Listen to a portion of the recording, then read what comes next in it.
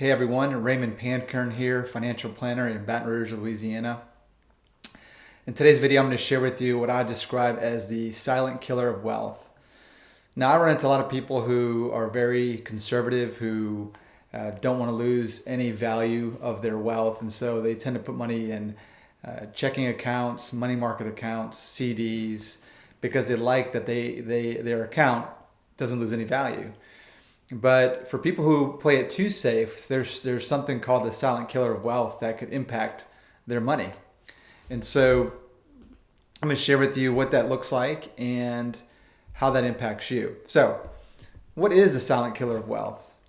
Well, we call that inflation. So, when you look up the definition of inflation, it is described as a general increase in prices and fall in the purchasing value of money. Basically means that what you can buy today with $1, you're going to be able to buy less in the future.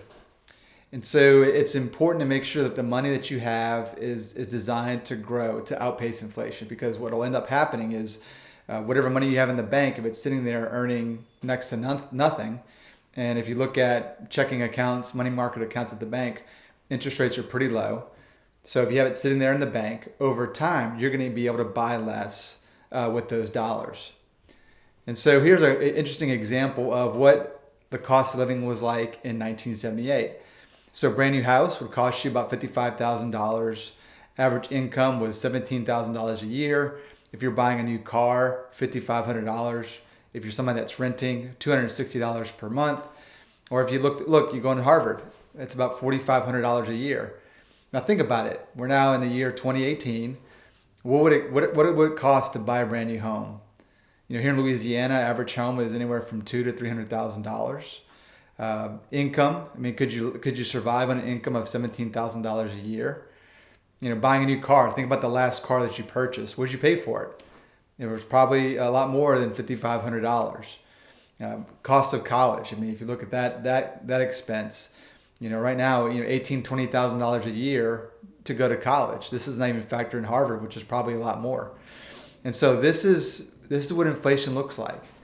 And so when you look at the historical numbers, so I'm looking at the past 10 years, the inflation rates from 2008 to 2018 is 2.7%. What does that mean? If you had $100 in 2008, it would cost you to buy something that cost $100 in 2008, you'd have to pay $130 to purchase that same item. This is a silent killer. This is why it's important to make sure that the money that you're investing is keeping up and hopefully outpacing this percentage. Because no matter what happens, you're going to be able to buy less over time if you play it too safe. And so to close this video, my encouragement is to take action. There's plenty of content out there that will give you information, but without taking action on the information, it's really irrelevant to you. So here's my encouragement to you. Here's the things I ask you to do as you're watching this video. Determine how much money you need to keep in cash, reserves. The definition for me is 3 to 6 months of your monthly expenses, and then major purchases. So let me give you an example. Let's say it costs $5,000 a month to live your life, to pay your bills and keep the lights on and take care of your family. That would mean you need to keep roughly $30,000 in the bank. Also, if you're looking to buy a car or a home, or there's a major purchase coming up within the next year, you want to keep that in the bank. And the reason I say, and I define cash reserve as something that's liquid, meaning you can pull the money out whenever you want to. It's safe, meaning the principal is protected. And so whatever you put in there, it'll be there. Now, as I mentioned earlier in the video, you know what you make at the bank right now isn't much.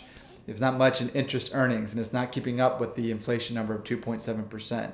So once you've determined what your cash reserve number is, invest the rest to make sure it outpaces inflation. This is important.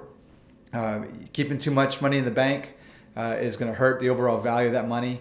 Inflation happens regardless of who's president, regardless of what's going to happen in the economy.